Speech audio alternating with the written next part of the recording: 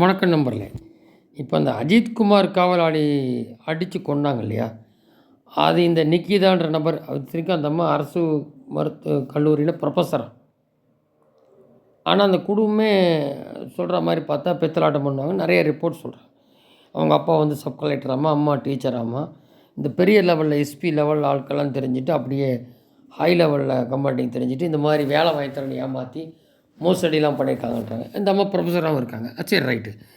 இப்போது நகையை திருடினா உண்மையாகவே தெரியாது. ₹500 காசு கேட்டா அப்படியாமா எல்லோரும் அந்த கோயிலில் உள்ள அந்த வீல் சேர் அம்மா அதுக்கு நகையை திருடினான்னு சொல்லிட்டு. ஆனால் பேசுகிற ஸ்டேட்மெண்ட்டை பார்த்தா நகையை அந்த பறிகொடுத்த மாதிரி இல்லை. கடைசியில் யாரோ பவரை வச்சு எங்கேருந்தோ சொல்லி இந்த தனிப்படை போட்டு அடித்து கொண்டுட்டாங்க. அப்புறம் தான் இப்போ தனிப்படையெல்லாம் வந்து வைக்கக்கூடாதுன்னு கலைச்சி விட்டுட்டு டிஜிபி சங்கர் திவால் அப்பப்போ தேவையான அப்ரூவோட வச்சுக்கோங்கன்றார். இது முதலே பண்ணியிருக்கலாம்ல. இப்போ 23 பேர் இது வரைக்கும் இறந்துட்டாங்க.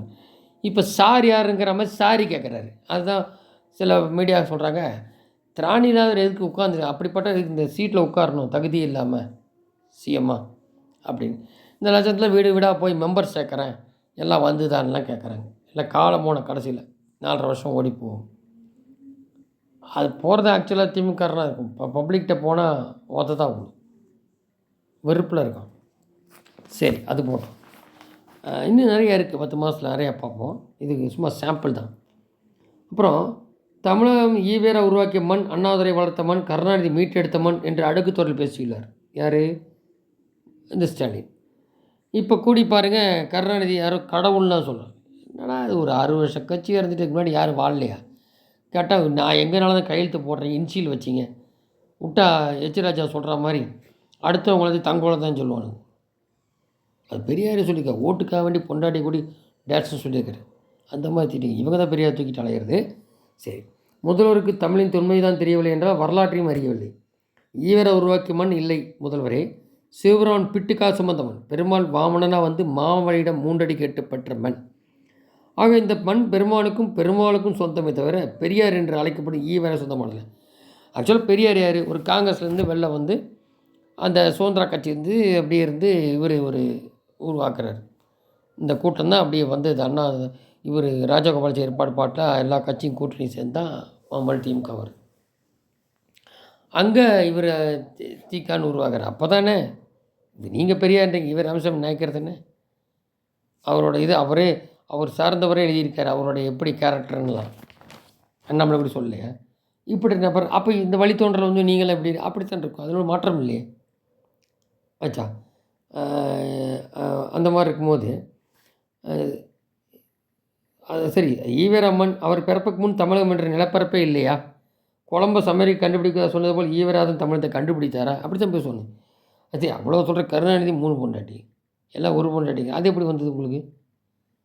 அதான் எப்படி ரயிலில் வந்தாருன்னு தெரியும், எல்லாம் காசு பணம் இல்லாமல். அதான் அப்போ சென்ற நூற்றாண்டில் பிறந்த ராமசாமி நாயக்கருக்கு இந்த மண் சொந்தம் என்றால் அதற்கு முன் ஆழ்வார்களும் நாயன்மார்களும் எத்தையும் தாயும் மகிழ்ந்து குழாவியது எங்கே? இந்த பெருங்கடலிலா?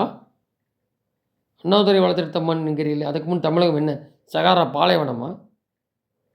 அண்ணாதுரை வந்து அணைகளையும் கல்லணையும் கட்டி தமிழகத்தை வளர்த்தெடுக்க ஒரு அணை கூட இங்கே கட்டலை. கர்நாடகா அணை கட்டுறதை தடுக்கவும் இல்லை கருணாநிதி. அதுபோன்று கருணாநிதி மீட்டெடுத்தீங்க தமிழகத்தை என்ன சேட்டுக்கடையில் அடகு வைத்திருந்த கருணாநிதி மீட்டெடுக்க முகலாயர் ஆங்கிலேயரும் இந்த மண்ணின் வளத்தை தான் கொள்ளையடித்தனர். தமிழகத்தின் தொன்மை, ஆன்மா, பண்பாட்டை, கலாச்சாரத்தை குழி தோண்டி பாய்த்தார் ராமசாமி. அவரின் அடிப்படையில் திராவிட கும்பல் ஆட்சியாளர் பொய்யெல்லாம் உண்மையாக விடாது. ஆட்சியாளர் தெரியாது, வெளியிலேருந்து கத்துறத்தான் லாய்க்கு. இது வந்து அதிமுக சேர்ந்தா அதில் என்னென்னா கொஞ்சம் எம்ஜிஆர் வந்தப்போ மூகாம்பி அந்த மாதிரி கொஞ்சம் இந்து அதெல்லாம் அது மாதிரி ஜெயலலிதா இருந்தாங்க. இப்போ வந்து இந்துக்கள் ஓட்டு போகுதுன்னு போது நீ அவங்க நடத்தி இந்து மொழி நடத்தின மாதிரி நடக்க சொல்கிறேன். ஆனால் ஆட்சி லட்சணத்தில் இந்த மாதிரி இருக்குது. சாதாரண நபர் கூடி குற்றவாளியாக இல்லாமல் அவன் போய் அடித்து கொள்கிறாங்கன்னு யார் ரைட்ஸ் கொடுத்தது?